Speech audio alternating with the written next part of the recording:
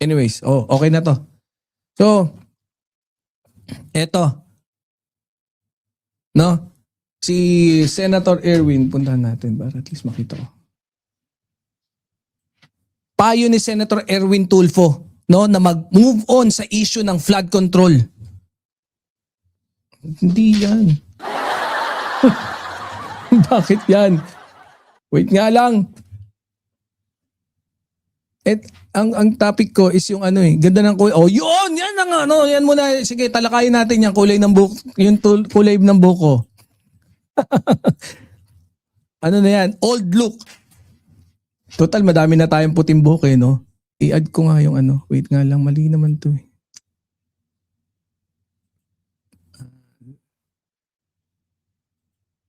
I-share natin yung kasi mali yung natin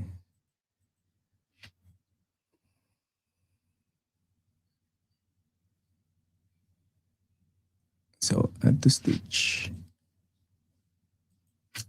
Ayan. Ito kasi sinagot na ni Senator Erwin Tulfo yung patutsada ni Alan Peter Cayetano. Uso naman ngayon yung silver hair. Oo nga sana lang bagay natin. Wala no? Mukhang grandpa. Ano yan? Grandpa look, no? Hindi, ito kasi 'di ba naalala nyo kung saan etong si Alan Peter Cayetano nagpatutsada patungkol sa paglabas-labas na sa Facebook dahil nga binabati ko siya dito, hindi lang naman ng mga Tulfo kundi ng iba't ibang mga political spectrum, no, na kung kahit mapadilawan, mapapulahan, binabatikos naman siya kasi talaga naman panay ang Facebook niya. And alam mo yung pagka marami nanonood sa iyo, nagkaroon siya ng ng tinatawag na large viewership syndrome. Pagka meron kang large viewership syndrome, nauulol ka no? Tutulo laway mo, mapapanot ka ng konti, receding hairline. Yun yung nangyari kay Alan Peter Cayetano, no? Kasi live siya ng live, ang dami nanonood, nagkaroon siya nung na large viewership syndrome. Pucha, yan, delikado yan. Kaya si Mark Ramos, pucha, pag yan, maraming views yan no? Tingnan niyo, minsan mapapansin niyo, tutulo laway, gano'n, no? Magkakaroon ng receding hairline. Pag hindi ka nakapag-cope up, Boss Alon TV, shout out. Pag hindi ka nakapag-cope up. Pero pag na-handle mo naman, okay. No? Corny. Balik na tayo doon sa ating main topic kasi sinagot nga to ni Erwin Tulfo. Sabi niya, kung may laban ka, bakit hindi sa Senado? 'Di ba? Basta Smokey, hindi pa rin ba nakamove on wala pa, hindi pa, pumunta pa nga ngayon, 'di ba dati Senate President datingan? Senate President, ngayon presidente na datingan. Putya, dumadalaw kung saan panig ng bansa natin ng Pilipinas. Etong si Cayetano, anak ng teteng, kala mo hindi bakla Tadalaw dito, dalaw doon, anak ng teteng, nagbibigay ng mga speech Sa kasama si Robin Padilla, nakita ako 'Di ba? Asong ulol lang yung peg, sabi Dati Senate President lang yung astahan Ngayon nag-upgrade na. Nung naging Senate President na si pinaubaya niya na Nag-conceive na raw Sabi ni Robin, conceive. Buntis. Nag-concede na. Nung nag-concede na, kala natin nag-concede, hindi pala. Kinuha niya na yung mas mataas na level. After ng Senate President, nag-presidente na. Pucha, ayos na ayos ngayon. Pucha. Pero maganda niya, may kalaban na si Sara Duterte. Sana magtuloy-tuloy yan, no? Pucha, dalawa kayo. Makikita natin, magbabakbakan na yan si Sara Duterte tsaka si Alan Cayetano. Dito nyo na narinig yan, ha? Few months from now, ang gagawin ko, ilalagay ko, no, mamaya magpo-post ako sa Facebook, Alan Peter Cayetano for President. Pag-aawaya, tapos ngayon, ikukumpara na natin kung sino yung mas mataas. Syempre, ang taas ng views ngayon ni na itong si Tokmol si Alan Cayetano 'Di ba? Ang taas ng views niya ngayon. Feeling niya talaga sikat siya. Kada isang live stream, million Oo, million views. Hayop si kala mo hindi panot Sa totoo lang. Oo, magkasama sila ni Boy Sili tsaka si Boy Shuka.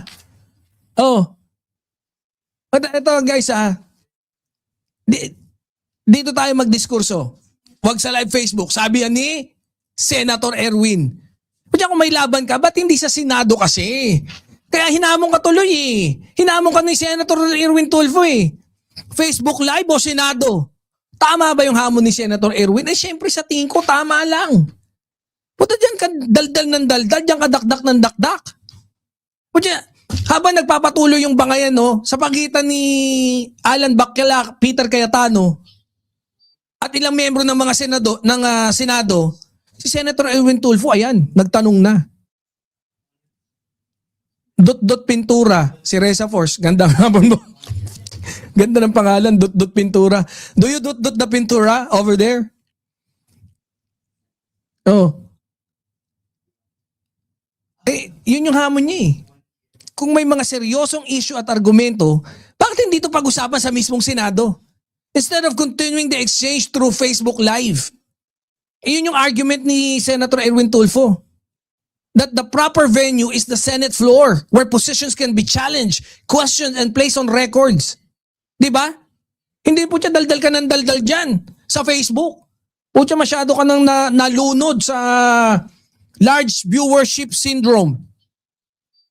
Mga mandirigma this is where I think Senator Erwin Tulfo made a fair point. Kapag senador ka, the Senate is your primary platform. Doon ka binibigyan ng ng mandato ng taong bayan para magsalita, magtanong, makipagdebate, no? Sa kapwa mo mambabatas, hindi siya yung mga pamilya ko sa Facebook, may tanong po ako, utot! Hindi ganoon, Brad. 'Di ba? Ayon yung sabi ni Senator Tulfo, essentially, no, na mas mabuting pumasok sa sesyon at doon magdiskurso kaysa puro Facebook Live exchange. 'Di ba? Sa totoo lang, may logic naman yung punto ni Senator Erwin eh. 'Di ba? Parang yung basketball player na may reklamo sa referee, pero doon sa parking lot nakikipagtalo. Imbis na doon sa mismong court, pumunta ka pa na parking lot, doon ka pa makikipag-away. Doon mo didebatehin yung referee. Nagre-reklamo ka dahil may technical foul, para kang tanga nun. Di po ba? Kunyang live si Reza for shoutout.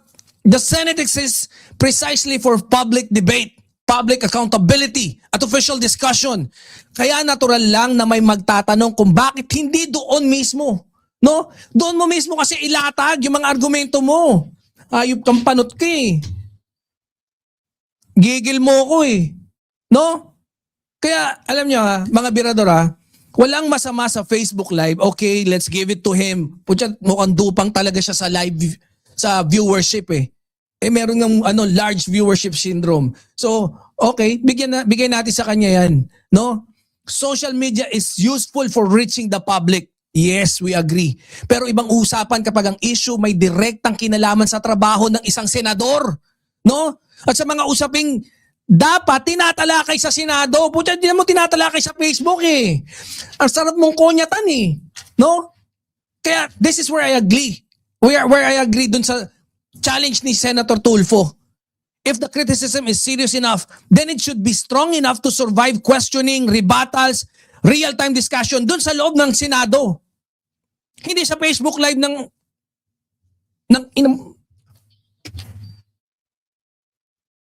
hindi, nakakabuisit na eh.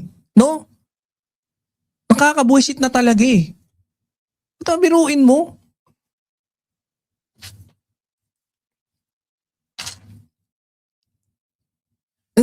It's like yung yung employee criticizing company policies online.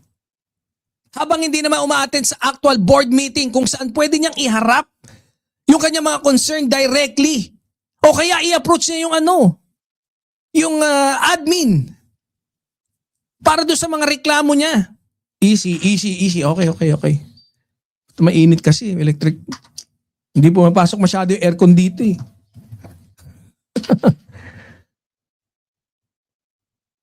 Di ba? Boss, pa-jacket po. O, hindi ako nakakapag-jacket eh. Boss, dot Pintura eh. Pag nandyan si Boss Jordan, try natin ha. Ano ba sabi ni Putin kay PBBM? Don't worry, we're gonna do something about it. Sabi ni Putin, ni President Putin kay President PBBM nung na-request ni PBBM na sana pauwiin yung mga nakakulong. No, anyways, back to our topic. What makes legislative debates valuable is that both sides are present. 'Di ba? May pagkakataong ang bawat panig na sumasagot, na bawat panig na magtatanong at magpapaliwanag, they are given opportunity para gawin yon. Hindi one-way communication lang. Ano ka ba, vloggerish? Ha? Vloggerish ka ba, Alan?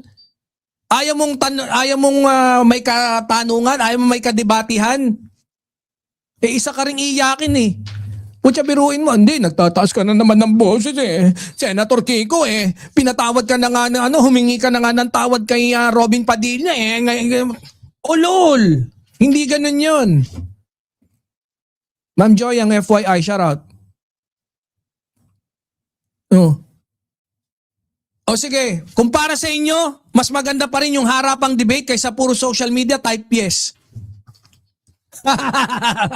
May pa-type yes na tayo ngayon. Ha? Hindi na type 1, type yes. Sige, 1 minute, type yes. Mga tropa bibs Alan Cayetano has every right to express his view. Or even views, kung marami ka mang views. Ha? You have all the right to express it. Ang social media remains an important communication tool. Pero naiintindihan ko rin kung bakit sinabi ni Erwin Tulfo na mas mainam kung ang ganitong bangayan ay dadalhin sa mismong Senate. Di ba? Boss Romeo Barcebal, Ma'am Joy Ang na nag-yes, thank you naman. And this is where the real issue appears Di ba? The real issue is not Facebook versus Senate.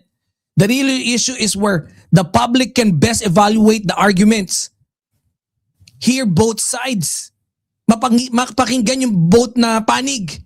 At makita kung sino yung may mas matibay na punto. Kung sino yung mas may magaling na argumento. Kung pagka one way lang, Facebook live ka lang, tas mukha kang tanga dyan, hindi ka naman tumitingin sa comment section. Sabi ko sa'yo sa comment section, panot ka Hindi mo naman binasa. Di ba, Ma'am Rayan? Buti pa si Ma'am Rayan, yes daw. This is similar, dun sa courtroom. Where arguments are tested in front of everyone. Hindi sapat yung press release lang. Ang mas mahalaga, ang pagkakataong masuri yung bawat argumento sa harap ng publiko. Sa harap ng publiko. Sa loob ng Senado, doon siya magngangawa. Correct. Kaya ako, yung basa ko dito, simple lang Senator Erwin Tulfo's challenge makes sense because institution exists for a reason. Kung may seryosong disagreement, mas maganda para sa publiko kung ang debate ay mangyayari sa venue where questions can be asked, answers can be challenged, at parehong panig ay naririnig. Kaya para sa akin, kung may mga isyong dapat pag-usapan, mas kapaki-pakinabang para sa taong bayan ang Senate discussion kaysa endless Facebook exchange. BS. 'Di ba? Doon masusukat hindi lang yung lakas ng salita kundi yung tibay ng argumento mo. Kung may argumento ka talaga. Pero kung wala, lang, Relax ka na lang. Wala ka palang argumento Hayop ka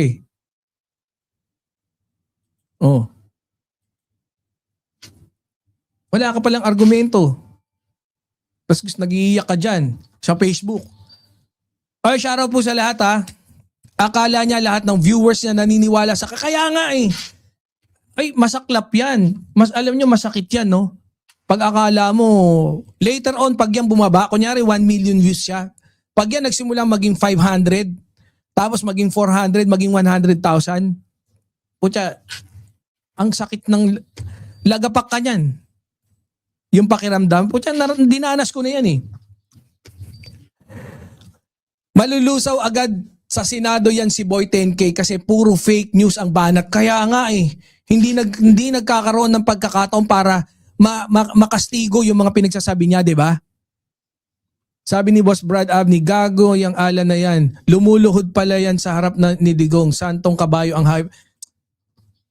Boss Brad, no? Brad Abney. Ano nga rin yan eh. Hindi yan, lumuluhod din niya sa ano. Biruin mo, sobrang ipokrito niyang hayop na yan. Lumuluhod habang nagdadasal. Putya, opening prayer lang sa Senate na lumuhod ka pa. Putya, gusto pa magpatira pa doon eh. Kung may pwesto lang. Kung may pwesto lang na magpatira pa, baka nagpatira pa yan doon. Hayop na yan. Ang dami talagang ipokrito dyan sa atin eh. No? Madami talagang ipokrito.